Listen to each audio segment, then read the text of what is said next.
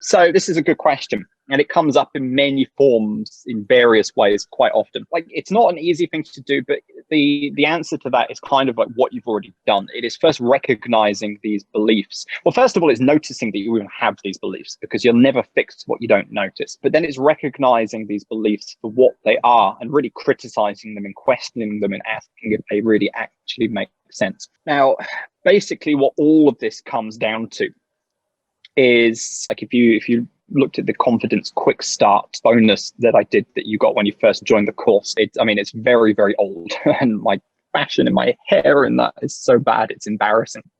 The fact that I say that kind of tells you a lot that, I perhaps care about what people think of me, how I look, etc., etc., etc. But the point is, we as a species, as human beings, have really evolved with what we can roughly define as three key fears. They aren't actually really three separate things at all, because they're all linked together and they're kind of the same thing. We just kind of need to recognize them as three separate things. But these are the fears of, first of all, rejection. We are terrified of being rejected. The fear of failure, because if we fail, that reflects negatively on us and results in rejection.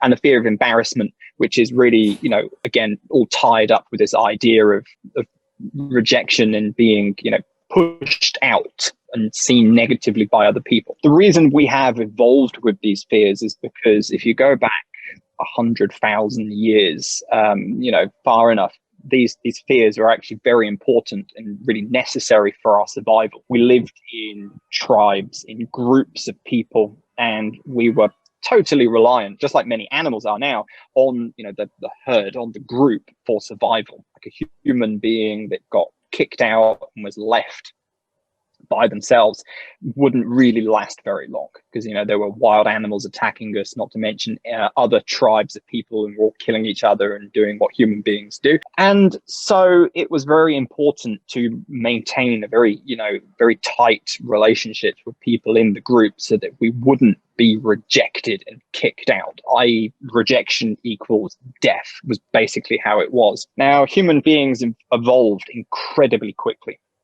Far too quickly, actually. Our society and everything is built up in such a speed that our basic instincts have not been able to keep up with that. So the result of that is we still really have this natural fear of rejection from other people, and it all comes down to that, how we've evolved as a species. But the thing is in this modern day, this doesn't actually really make that much sense, because being laughed at or being rejected, or somebody thinking you're stupid, actually, it doesn't threaten your survival at all. It actually doesn't mean anything at all. So the first thing you've got to understand is why we have these fears. And again, if you want to go into that deeper, go through the confidence quick start session. Again, it's very old, but it talks about that in a lot more detail. When you kind of understand the psychology of what's going on here, I think it makes it much easier to just really ignore these negative, I'm not good enough kind of thoughts that we've had.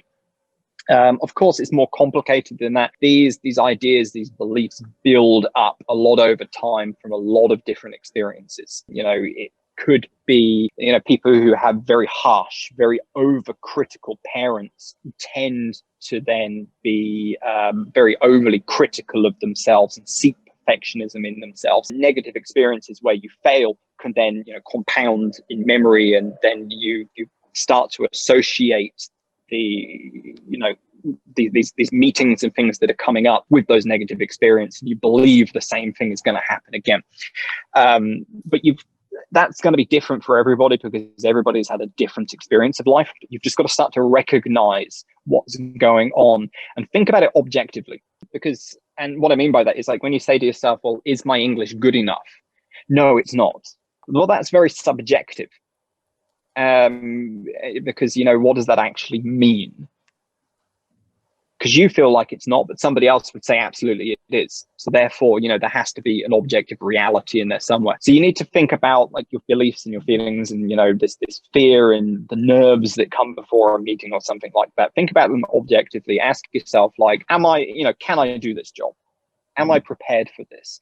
Am I going to be able to get the job done with my English, even if I really screw it up? And the answer to that for you, Dario, is going to be yes, pretty much everything. Once you start to recognize that, things become easier. Then you've got to ask yourself, okay, well, if I do screw up my English, if I get absolutely terrified, I have an anxiety attack halfway through the meeting, I am sweating and shaking and screwing up my English completely, what is the worst possible thing that could happen? What is the absolute worst outcome of me completely screwing everything up?